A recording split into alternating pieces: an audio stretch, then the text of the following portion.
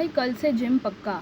हाँ भाई 100%। और फिर अगले दिन क्या होता है, दोपहर के 12 बज रखे हैं और आप अभी तक सो रहे हो। हम सबकी लाइफ में एक ऐसा इंसान छुपा हुआ होता है, एक प्रोक्रेस्टिनेटर छुपा हुआ होता है जो हर चीज़ को कल पर टाल देता है। चाहे वो जिम हो, हेल्दी डाइट हो या कोई इंपॉर्टेंट प्रोजेक्ट हो, आप बार बार उसी चीज़ को पीछे कर देते हो, टाल देते हो।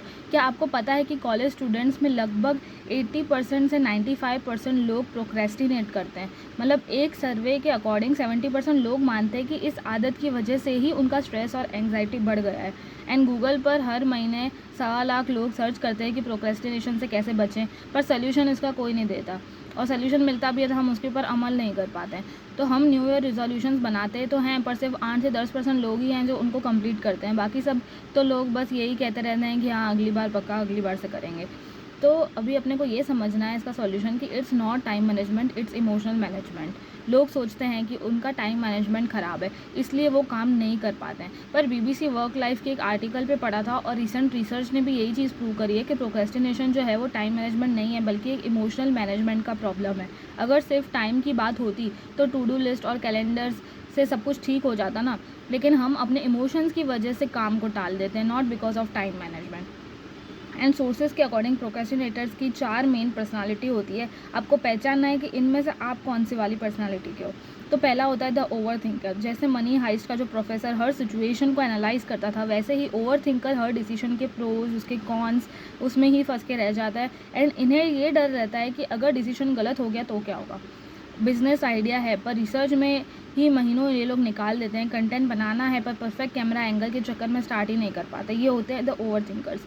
फिर सेकंड ग्रुप अपना आता है द डोपामाइन गाइडर्स।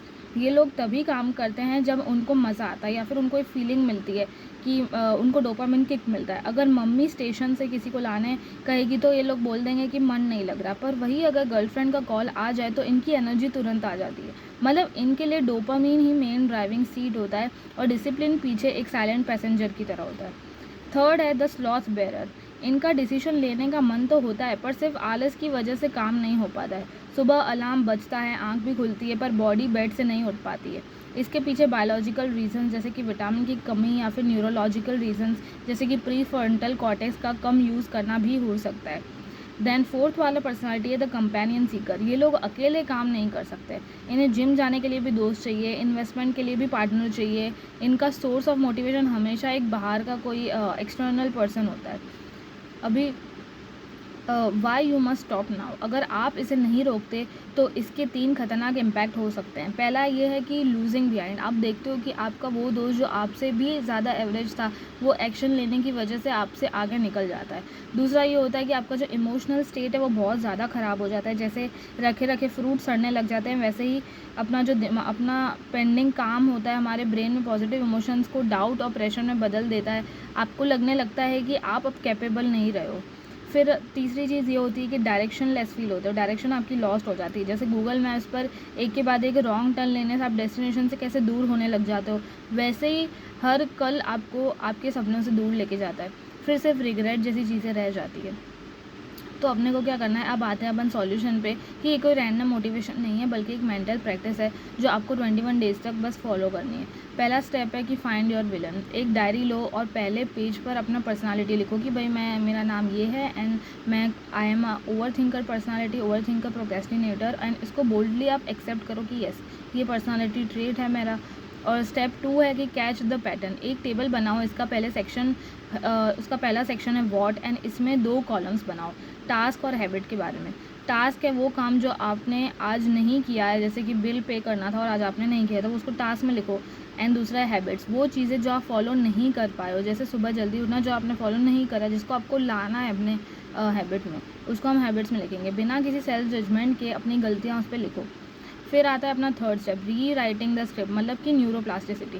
ये सबसे इंपॉर्टेंट पार्ट है, the most important part of this video यही है। अगला सेक्शन है कि व्हाट इफ़। यहाँ आपको लिखना है कि अगर आपने वो काम कर लिया होता तो आप कैसा फील करते। जैसे एग्जांपल है कि मैंने बिना सोचे 2 मिनट में रेंट पे कर दिया। ये सिर्फ इमेजिनेशन नहीं है बल्कि एक मेंटल रिहर्सल है जो आपके ब्रेन की वायरिंग को बदल देता है। देन आता है fourth step, proof tracker. Brain को मोटिवेशन नहीं, प्रूफ चाहिए कि जब आप रात को अपनी डायरी में टिक मारते हो कि हाँ मैंने ये काम किया, तो आपका जो ब्रेन है ये मान लेता है कि आप एक एक्शन टेकर हो। एंड लास्ट में आएगा द गोल्डन रूल, मतलब कि think big and start small. आपका सबसे बड़ा दुश्मन इमोशनल एंट्री बैरियर है। अगर आपने कभी जिम नहीं किया और कल से 1 घंटा जिम का सोचोगे तो ब्रेन पहले ही मना कर देगा। इसको क्या करो, आप छोटे छोटे टास्क में छोटे छोटे पार्ट्स में डिवाइड कर दो। जैसे कि सिर्फ 5 मिनट शूज़ पहनकर स्ट्रेचिंग करनी है, ऐसा कर लो। अपने टास्क को शॉर्ट कर लो। कंटेंट बनाना है तो सिर्फ 1 मिनट का वीडियो रिकॉर्ड करना है। इसे इतना ज़्यादा ईजी बना दो कि आपका ब्रेन जो है ना, वो नो को एज अ आंसर एक्सेप्ट ही नहीं कर सके। आपका जो ब्रेन है वो ना बोल ही नहीं सके, ऐसा कर देना है अपने को। तो दोस्तों, ये 21 डेज़ का जो रूटीन है आपको सुपर हीरो नहीं बनाएगा, पर आपको एक कंसिस्टेंट एक्शन टेकर ज़रूर बना देगा। एंड रिमोट कंट्रोल वापस अपने हाथ में लो और आज से ही स्टार्ट करो। एंड रिमेंबर, लाइफ का जो रियल चेंज है वो वहीं से शुरू होता है जहाँ प्रोक्रेस्टिनेशन ख़त्म होता है।